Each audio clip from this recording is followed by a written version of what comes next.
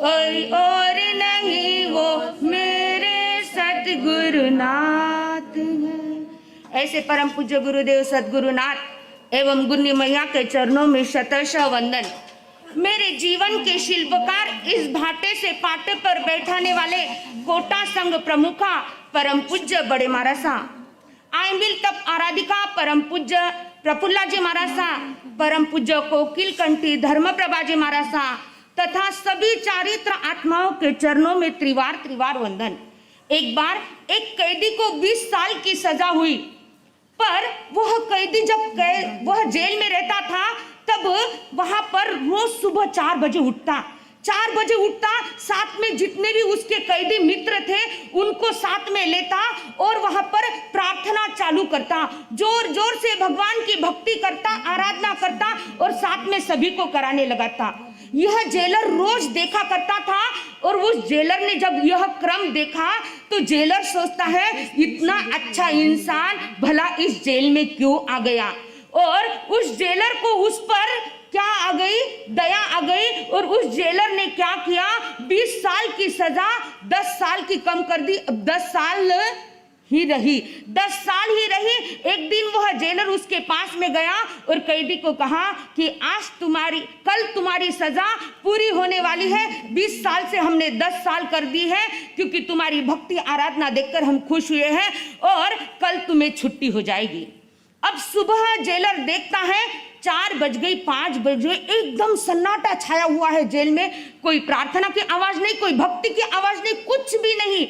वह परेशान हो गया, 6 बज गई, इतने देर तो यह व्यक्ति सोता नहीं है, कहा कैसे सो गया, कहीं हर्ष वायु तो नहीं हो गया, क्योंकि इंसान के मन में पहले निगेटिव आता है, ये उठा नहीं तो कहीं कुछ गड़बड़ तो नहीं है। और वह देखता है क्यों नहीं उठा, आखिर उसे रहा नहीं गया और वो उस कैदी के पास में जाता है, हिलाता है और वह उठकर बैठता है। तो उसे पूछता है आज तू प्रार्थना क्यों नहीं कर रहा है, तो वह कहता है जिस काम के लिए मैं रोज प्रार्थना करता था वह काम पूरा हो गया तो फिर आज प्रार्थना क्यों करूं। क्या कहा, जिस काम के लिए मैं रोज प्रार्थना करता था, भगवान की भक्ति करता था, आज वह काम मेरा पूरा हो गया तो मैं भगवान की भक्ति क्यों करूं। आप भी गुरुदेव की भक्ति कैसे करते हो, ऐसे ही करते ना। बहुत चलने वाले बहुत सीधे हैं, इसलिए सही जवाब दे दिया कि हम भी ऐसे ही करते हैं। जब काम पड़ा गुरुदेव को याद कर लिया और जब काम नहीं है तो मेरे जैसा राजा चेन्नई में और कोई नहीं है। यह मानव की प्रवृत्ति है, पर यह प्रवृत्ति रखकर काम नहीं चलता है। आपके लिए मैं एक बात पूछूं, आपके लिए गुरुदेव गणेश लाल जी महाराज वंदनीय है, अनुकरणीय है कि अनुमोदनीय है। गुरुदेव गणेश लाल जी महाराज का स्थान आपके जीवन में वंदनीय है, अनुमोदनीय है कि अनुकरणीय है। वंदनीय यानी आपको पता, आप रास्ते से जाते हो, सामने जब मंदिर आता है तो आपको, मुझे यहाँ की प्रथा नहीं पता, पर हमारे महाराष्ट्र में मंदिर के सामने से भी लोग गुजरते हैं तो ऐसा गाड़ी का एक हाथ छोड़ेंगे, ऐसा करेंगे, फिर आगे दौड़ जाएंगे। यह क्या हुआ, वंदन करना। और दूसरी बात है अनुमोदन करना।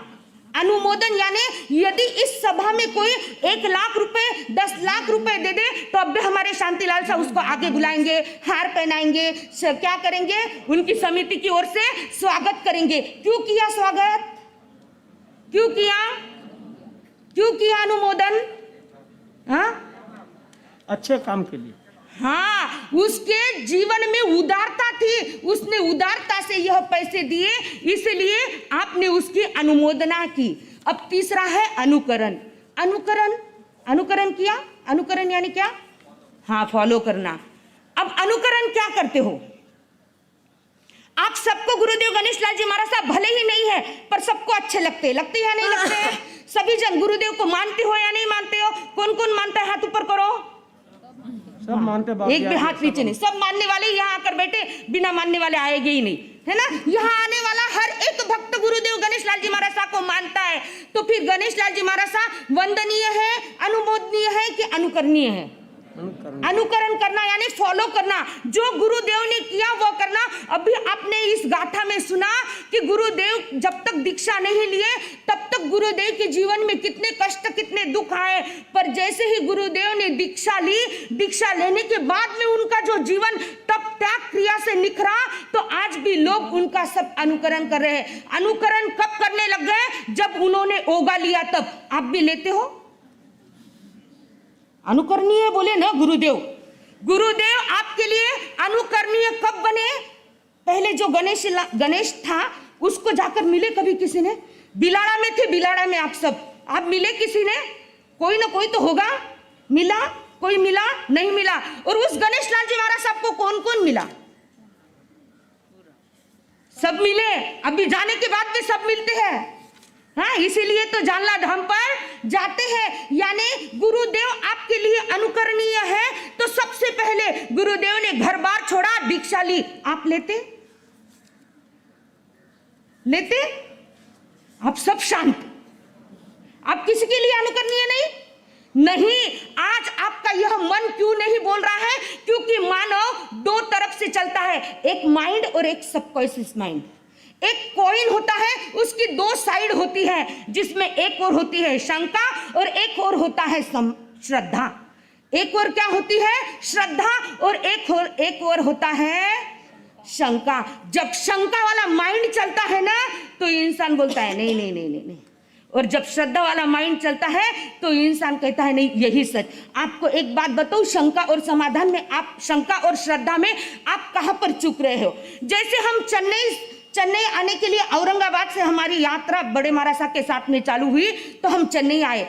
चेन्नई में आए तब तक हमको कई माइलस्टोन, कई साइन बोर्ड आदि लगे, जिसे देख देख कर हाँ अबे 500 किलोमीटर रियो, हाँ अबे 400 किलोमीटर रियो, ऐसे कर कर कर मानो चलना तो पड़ता है। पर वो स्टोन देखकर इंसान खुश हो जाता है। क्या कर रहा है स्टोन? वो पत्थर क्या करता है? पर नजर आता है चलो अब थोड़ा कम हो गया, और थोड़ा कम हो गया, और थोड़ा कम हो गया, ऐसे ही। तो एक गांव में हमको जाना था, हम सभी महाराज साथ थे। अब वो गांव में जाना, वहां पर कोई पत्थर नहीं लगा, कोई साइन बोर्ड नहीं लगा, कोई व्यक्ति भी नहीं दिखाई दे रहा। और उस गांव में जाने के लिए दो रास्ते थे। अब क्या हुआ, हमारा जो ड्राइवर साथ में था वो बोलता है महाराज साहब कल हम इसी दिशा में आए, हो न हो यही हमारे अगला गांव है, हम चलते हैं। अब चलते हैं पर कोई इंसान नहीं मिल रहा, कहीं साइन बोर्ड नहीं मिल रहा। अब हम खड़े रहे तो कितनी देर रहे? खड़े रहेंगे तो पहुंचेंगे नहीं, और चलेंगे तो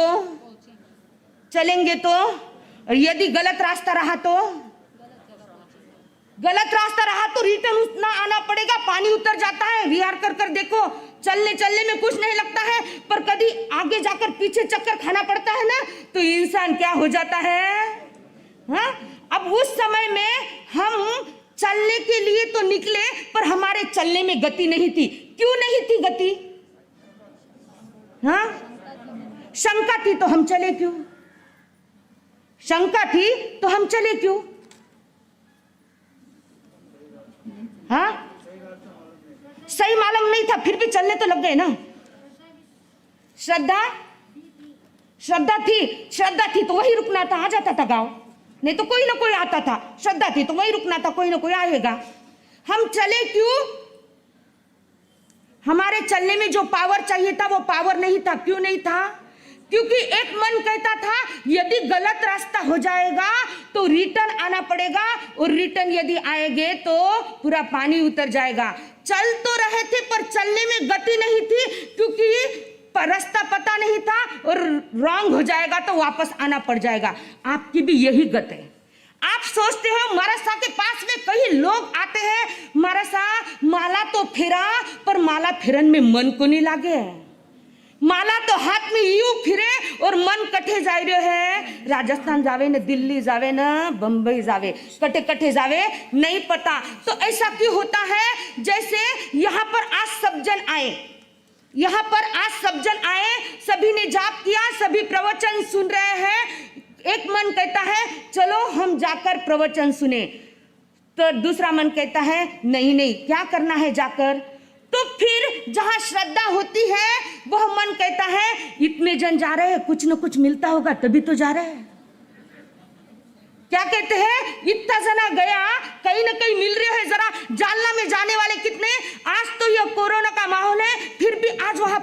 मेला लगा है, हम हरदम मरासा के साथ में रहते हैं, 1-1 लाख लोग रहते हैं, 1-1 लाख लोग। अब कई लोग तो श्रद्धा से वहां चले जाते हैं, कई सोचते हैं बिने भी तो इतो बठा मिल रहे हो ना, जाकर मने भी कहीं ना कहीं मिली ला, चलो।